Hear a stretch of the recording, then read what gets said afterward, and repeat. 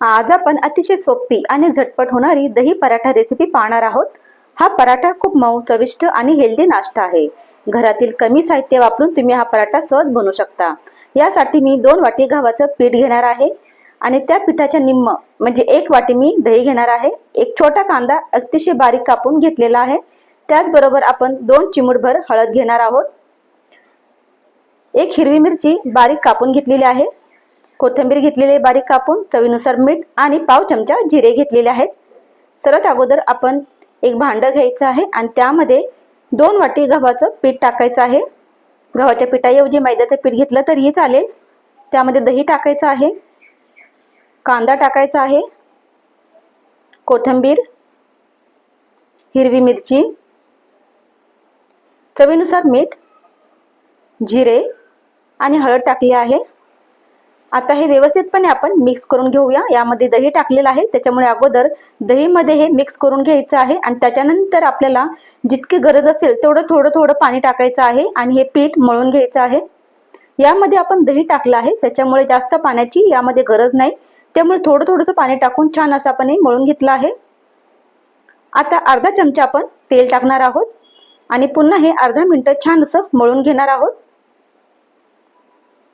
पीठ छान असं मळून झालं की त्यानंतर आपल्याला याला 10 ते 15 मिनिटं झाकून ठेवायचं आहे। तर इथे 15 मिनिटं झालेली आहेत आणि पीठ सुद्धा छान असं मऊ झालेलं आहे। आता आपण पराठे बनवूया। त्यासाठी एक छोटासा गोळा घ्यायचा आहे पिठाचा। छान असं त्याला गोल करून घ्यायचं आहे आणि त्यानंतर सुक्क पीठ लावून घ्यायचं आहे आणि याचा पराठा बनवायचा आहे। आता प्रत्येकाची पराठा बनवण्याची वेगवेगळी पद्धत असते। तुम्ही डायरेक्ट सुद्धा पराठा बनवू शकता, पण मी थोडंसं लाटून घेते। त्यानंतर त्याच्यावरती मी थोडंसं तेल लावते। तुम्ही तेल किंवा तूप काही लावू शकता। त्यानंतर मी त्याला अशा पद्धतीने फोल्ड करते आणि पुन्हा त्याला थोडंसं तेल लावते। अशा प्रकारे मी हा त्रिकोणी उंडा तयार करून घेते, त्यामुळे पराठा आणखीन टेस्टी लागतो। पुन्हा थोडंसं आपण सुक्क पीठ लावून घेऊया आणि पराठा लाटून घेऊया। तसं तर हा उंडा त्रिकोणी केला आहे, पण माझा जो पराठा आहे तो गोलच होणार। खूप त्रिकोणी हा पराठा करायचा प्रयत्न करते, पण शेवटी तो गोलच होतो। तुम्ही कधी असा उंडा केला आहे का आणि तुमचा पराठा त्रिकोणी होता का ते कमेंटमध्ये नक्की सांगा। आता पराठा आपला लाटून झालेला आहे आणि तवा सुद्धा गरम झाला आहे। थोडंसं त्याच्यावरती तेल टाकून पराठा आपण दोन्ही बाजूनी शेकून घेणार आहोत। तुम्हाला सुद्धा घरी बसून आरीवर्क शिकायचं असेल तर आपला बेसिक आरीवर्क व्हिडिओ कोर्स तयार आहे।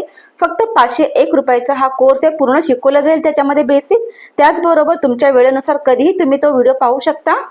तर इथे आपण दोन्ही बाजूला तेल लावून हा पराठा छान असा भाजून घेतलेला आहे। आता प्रश्न येईल की खायचा कशाबरोबर, तर प्रत्येकाची वेगवेगळी पद्धत आहे। त्यानुसार मी सुद्धा हा पराठा आमच्या घरातील सगळ्यांना वेगवेगळ्या पद्धतीने देते। सर्वात अगोदर हा पराठा मी तूप लावून घेते। चाय बरोबर माझ्या मोठ्या मुलीला देते, तिला अशा पद्धतीने आवडतो। त्यानंतर मी हा पराठा माझ्या लहान मुलीसाठी टोमॅटो केचप लावून त्याचा रोल करते आणि तिला देते।